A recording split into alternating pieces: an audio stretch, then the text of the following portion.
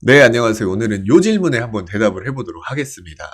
쉐미님께서 질문을 주신 건데, 사실 여기 나온 질문을 제가 대충 읽어봤는데, 이 질문하고 이 후루후후훈님께서 질문해 주신 내용하고 똑같아요. 그러니까 이게 뭐냐면 상황 면접에서 모의 면접을 했던 거야. 쉐미님하고 지금 후루후후훈님하고 같은 스터디에 있는 것 같아요. 나한테 같은 질문을 했거든? 하나씩 한번 알아보도록 하겠습니다. 자, 얘기를 해볼게요. 모의 면접 복귀를 해주셨는데, 업무상 매우 중요하지만 신체적으로 상해를 입을 수 있는 위험한 작업을 맡았다. 신입으로 경험도 없고 매뉴얼도 없고 상사도 알려주지 않으려고 한다. 어떻게 할 것이냐? 일단 요게 이제 답변 같은데, 이 답변을 읽기 전에 중요한 건 이건 못한다고 해야 돼요. 저는 이런 일 안 하겠습니다라고 해야 돼요. 보세요. 업무상 매우 중요해. 이건 별로 그게 사실 중요한 조건 아니거든. 근데 신체적으로 상해를 입을 수 있는 위험한 작업인데 경험도 없고요, 매뉴얼도 없고요, 상사도 없어요. 이거는 지금 이렇게 표현했지만 이 상황이 무슨 뜻이냐면요, 절대 넌 이걸 못해, 이 상황이에요. 이거는 경험은 없고 매뉴얼 없고 상사는 없지만 네이버나 구글이 있지 않나요? 검색을 할 수 있지 않나요? 너 이 상황 자체가 넌 이거 절대 못하는 상황인데 이거 존나 위험해. 너 어떻게 할 거야? 이거예요. 그러니까 첫 번째 답변은요, 안 한다고 하셔야 돼요. 저 못합니다. 왜 안 하냐? 내가 이제 상황 면접할 때 치트키로 쓰는 게 있어요. 이거 하다가 사고가 나면 회사가 큰 손실을 입고 뭐 고객이 있다면 그 고객들이 불편함을 느끼고 다칠 수도 있다. 그래서 난 안 하겠다. 이렇게 얘기를 하는 거예요. 자, 그래서 답변을 한번 볼게요. 매우 중요한 작업이기 때문에 현장에 혼자서 들어가지 않을 것으로 생각된다. 들어가지 않을 것으로 생각된다. 이게 무슨 말이지? 이거 너무 번역투 같은데요? 그러니까 아무튼 안 한다는 거예요. 혼자서. 업무는 조를 이루어서 하기 때문에 상사와 함께 조를 이루어 업무를 수행하고 배워나간 후 매뉴얼을 제작하여 후배들이 이런 상황을 겪지 않도록 하겠다. 이거는 살짝 조금 이야기가 다른 거예요. 그러니까 첫 번째까지는 괜찮았어. 안 하겠습니다. 왜 안 하냐면요, 괜히 제가 이거 하다가 더 큰 문제가 발생할 수 있기 때문입니다. 이 얘기가 나와야지. 이 얘기는 지금 무슨 느낌이냐면, 안 할 거고요. 와, 근데 상황 참 족같다. 저는요, 진짜 후배들한테 이런 상황 안 생기도록 진짜 매뉴얼 만들어서 잘 해줄 거예요. 이런 내용이에요. 이건 너무 과몰입한 답변이야. 이거 말고 왜 안 할 건지에 대한 논리가 들어가야 돼요. 자, 그 다음으로 이제 꼬리 질문 이런 걸 받은 거예요. 만약 혼자서 업무를 해야 한다면 어떻게 할 것이냐? 이 질문은 어려워요. 근데 이제 여러분들이 여기서 제일 많이 헷갈려하는 케이스가 뭐냐면요, 보세요. 혼자서 업무를 해야 한다면 상황을 한정 지어버린 거예요. 오케이, 네가 안 한다고 했으니까 안 하는 거 오케이, 이해했는데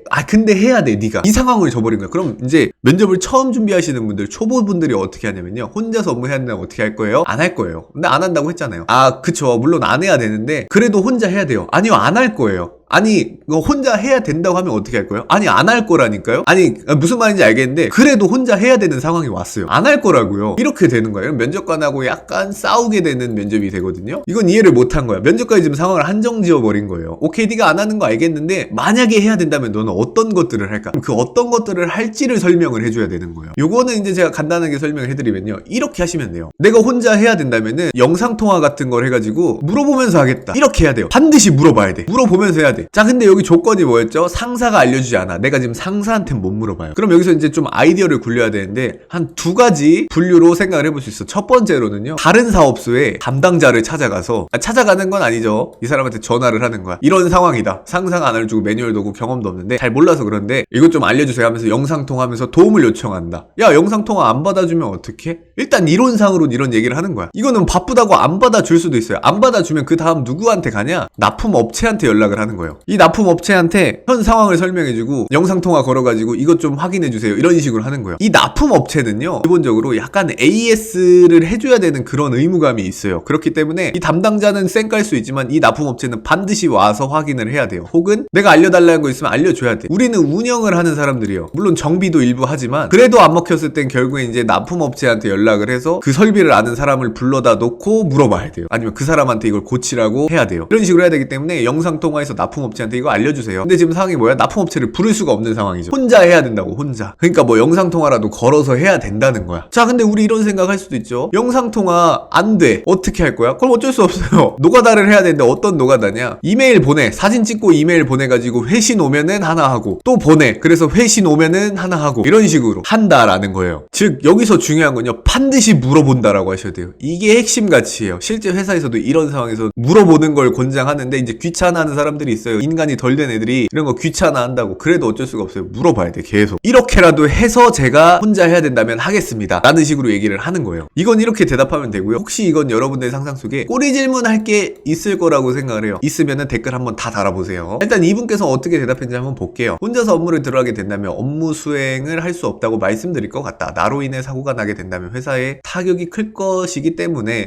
인수인계를 받고 업무를 충분히 숙지했을 때 업무를 수행하겠다라고 했는데, 요거는 이제 이러면 땡인 거예요. 내가 이 상황은 이게 싸우는 상황이라고 얘기를 했잖아요. 혼자서 업무를 해야 된다면 안 할 건데요? 이거야 지금 이게. 아니라고. 해야 된다고 했을 때 어떻게 할 건지 이걸 묻는 거고요. 그리고 여기 나온 멘트 있잖아. 나로 인해 사고가 나서 뭐 회사가 타격을 입게 될 거다. 이 멘트가 여기 들어갔어야지. 이게 왜 지금 여기 나오는 거야? 멘트가 여기 들어가야 돼요. 이거는. 아무튼 요거는 이런 케이스로 얘기를 좀 하셔야 돼요. 그렇다고 이런 질문을 했을 때 처음부터 이걸 얘기하는 게 아니라 처음에 무조건 안 한다고 해야 돼요. 한다고 하면 그냥 날아가는 거예요. 끝나버리는 거예요. 죽어버리는 거야. 안 한다고 하고 만약 그래도 진짜 상황을 어거지로 줘서 해버려야 된다면 어떻게 하겠어요? 이렇게 하겠습니다. 이렇게 가는 겁니다. 자, 그 다음 질문이에요. 그래도 상사가 알려주지 않으면 어떻게 할 건가? 이거는 상사한테 직접 가서 얘기를 해야 돼요. 내가 지금 이런 일 맡았는데 뭐 안 알려주시는 이유가 있으십니까? 이렇게 얘기를 해야 돼요. 그래도 이게 해결이 안 되잖아? 그럼 어떻게 해야 돼요? 차상이자한테 가서 일러야 됩니다. 지금 나랑 이 상사랑 이런 업무를 맡았는데 지금 이거에 대해서 잘 알려주지 않으려고 하신다. 어떻게 해야 되는지 잘 모르겠어서 뭐 상담을 요청했습니다. 아니면 뭐 말씀을 드립니다. 이런 식으로 하는 거예요. 자, 요런 류의 답변은 이미 제가 많이 말씀드렸어요. 상사가 안 되면 차상이자한테 가라. 차상이자가 안 되면 어떻게 해야 되냐? 잘 모르겠다. 나 잘 모르겠고 주변 동료들한테 물어보겠다. 분명히 이런 상황에 대해서 어떻게 대처해야 되는지 이 회사는 그런 프로세스를 갖고 있을 거라고 생각을 한다. 이렇게 하면은 이제 무적치트키가 되는데 이제 우리 이런 걸 떠나서 이 정서가 안 맞으신 분들이 되게 많아요. 상사랑 얘기가 안 되는데 차상이자한테 가서 얘기를 한다. 이건 근데 엄밀히 따지면 면접용 답변이에요. 실제로는요 좀 껄끄러워요. 여러분이 생각하는 거 맞아. 실제로 좀 껄끄러워. 이런 상황이 놓이게 되면 대부분 들이받죠 애한테. 이렇게 약간 신사적으로 가서 갈등이 있습니다. 이렇게 안 하고 야 이 씨발로마 내가 뭐 너한테 잘못한 거 있냐? 이렇게 되는 거야. 상사인데도 나보다 나이 한 20살 30살 많아도 이렇게 되는 건데 이게 굉장히 중요한 거예요. 면접에서는 이 얘기를 할 수 있다라는 게. 왜 그러냐면요 여러분 제가 사례를 하나 딱 말씀을 드릴게요. 여러분이 이런 관계에 있어서 문제 해결 의지가 없으면 어떤 일이 일어나는지 딱 케이스 2개를 알려드릴게요. 첫 번째 케이스가 있고요. 두 번째 케이스가 있어요. 제가 옛날에 한참 회사를 다닐 때 제 옆 회사가 있었어요.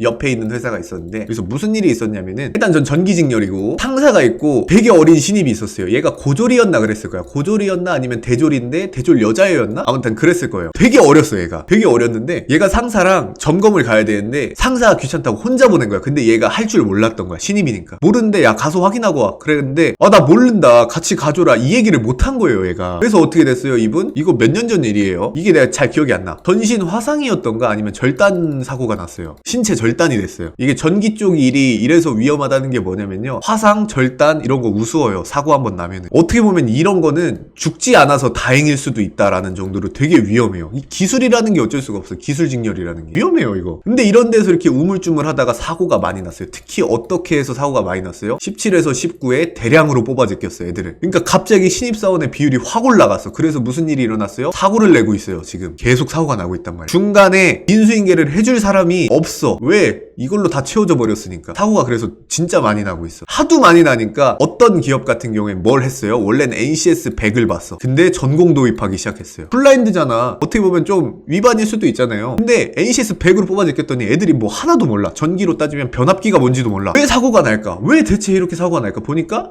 이런 문제가 있는 거야. NCS로 뽑아버리니까. 라고 자체적으로 판단이 내렸는데 뭐 이거는 사실 어떤 하나의 견해고 뭐 이거는 회사의 그 채용 의지에 따라 다른 거긴 하겠지만 이제 이런 문제가 있었다는 거야. 비전공자 애들이 쫙쫙쫙 들어와 버리니까. 옛날에 이제 전기기사 딴 비전공자는 개사기다 라는 영상이 있어요. 근데 제가 분명히 말씀드릴게요. 실무에서는요 비전공자들 싫어해요. 이건 팩트예요. 입버릇처럼 하시는 분들이 있어요. 비전공자 애들은 솔직히 일 시키기 무섭다고 이런 얘기 해요. 근데 내가 왜 면접에선 좋냐? 면접은 이런 거 생각하는 자리가 아니에요. 이거는 실제 업무 배치되고 나서 생각을 하는 거고 실제는 내가 비전공 가지고 더 털 수 있는 게 있으니까 이런 걸 어필하는 자리지. 실제 실무 입장에서는 이거 싫어해요. 이건 팩트야. 너 전기과 안 나왔어? 이러면은 좀 그래요. 그건 있어. 다만 면접에서 터는 입장에선 다르다는 거야. 이만큼 사고가 위험한 거예요. 그래가지고 이거에 대해서는 내가 반드시 절대 안 하겠다. 내가 왜 이렇게 입에 개거품 물면서 하지 말라고 하는지 알겠죠? 왜 개거품 물면서 이거 우리나라 정서로는 안 맞을 것 같은데 왜 상사랑 얘기해서 안 되면 차상이자한테 가서 어떻게든 문제를 해결하라고 하는지 왜 내가 그런지에 대해 생각을 하자고 하면은 여러분들은 관심 없을 거야. 여러분들은 회사 입사를 위해서 뭐 사업이나 이런 거에만 관심이 있지 이 회사에서 뭐 어떤 사고가 나고 있고 어떤 문제들이 있고 이런 거 여러분 잘 모를 거란 말이야. 그 이면에는 이런 일들이 발생하고 있고 그리고 그 이유는 이 우물쭈물함에서 있는 거예요. 근데 두 번째 또 뭐 있어? IT 업체로 유명한 업체 중에 뭐가 있어요? 어떤 회사가 있는데 갈구다가 자살을 하셨어요, 이분이. 그러니까 실제 회사를 얘기를 하자면요, 쉽지 않아 이런 갈등. 이분이 뭐 대처를 못했다? 아니야, 그냥 사이코를 만난 거였어. 이분은 그냥 진성 빌런을 만난 거였어. 실제로는 쉽지 않아요. 쉽지 않은데 다음 이 IT 업체에서 질문할 거야. 인성 면접에서 질문할 때 뭐 물어보겠냐? 상사랑 갈등이 있다, 어떻게 할 거냐? 너도 그냥 참을 거야? 실제 회사 들어가서 그렇게 행동을 안 해도 안 되면은 차상의자한테 가서 해결을 요청하겠다, 이런 식으로 얘기를 하는 거예요. 말이라도 면접 가서 일단 이렇게 얘기를 해야 안심을 하고 뽑는단 말이야. 근데 얘가 그냥 시키는 거 다 참겠대. 그러면은 이게 자꾸 생각날 수밖에 없는 거예요. 아마 이거 채용할 때 물어볼 거예요. 물어볼 수밖에 없을 거야. 이걸로 이슈가 뜨거웠는데. 또 여기서 한국인 정서가 나와가지고 아유 그래도 그냥 참고 해야죠, 이런 식으로 가면 여러분 100% 망합니다. 내가 이건 장담할게. 이게 이런 전반적인 것들이 합쳐져서 면접 감성이 되는 거예요. 내가 진짜 개인적으로 안타까운 게 뭐냐면 여러분들은 면접을 드라마로 배워요. 그냥 존나 멋있게 말하는 것만 생각해, 항상. 그리고 내가 말하면 존나 멋있는 멘트 같고 존나 사람들이 날 멋있게 볼 것 같고 다 이딴 식으로만 생각해. 근데 현실은 아니란 말이야. 여러분들은 너무 드라마로 배워. 모든 걸 다 드라마로 배워. 그러다 보니까 이게 하나도 없는 거야. 이걸 물어봐도 그냥 참는 게 정답이라고 생각을 하고 이런 거지. 절대 아니라는 거야. 실제 현실에선 그게 쉽지 않을지라도 면접에선 이런 얘기를 해야 된다는 거예요. 이게 되게 중요한 거예요. 아무튼 계속 얘기를 해보면은 다른 상관님께 상담을 먼저 할 것이다. 그런 상황 자체가 안 된다면 상부에 보고한 후 어떤 식으로 처리해야 하는지 묻겠다. 그쵸? 이게 지금 상관이 얘가 꽉 막혀 있는 애면 어쩔 수 없어 상부에 얘기를 해야 돼요. 자, 그 다음 질문을 볼게요. 상사와의 이야기를 하고 상부에 보고하는 것을 택한 거죠. 아니죠, 상사랑 먼저 얘기를 하고 상부에 보고한 걸 지금 얘기한 거죠. 근데 여기서 내라고 했네. 왜 내라고 했지? 이러면 안 돼요. 이러면 안 돼요.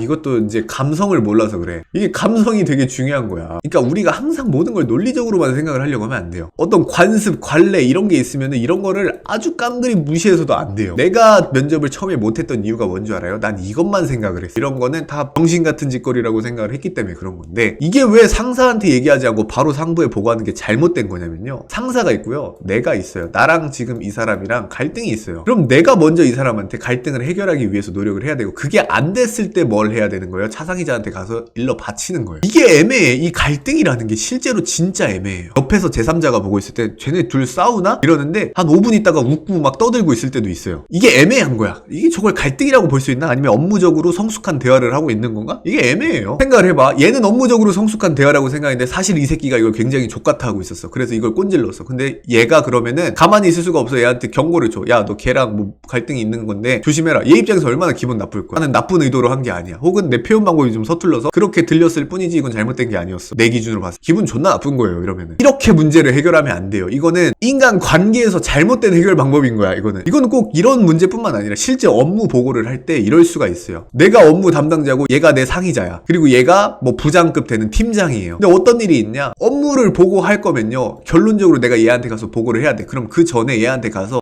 이거 지금 팀장님한테 보고할 건데 이게 뭐 어떤 내용이고 설명을 간략하게 해줘야 돼. 해주고 올려야 돼. 근데 이렇게 가버린 거야. 이 새끼를 패스해버리고. 그러면은 나중에 이 업무 보고를 듣고 얘가 얘한테 얘기를 할 수 있어. 아까 막내가 보고했던 거 가지고 뭐 이런 거 추가해. 네?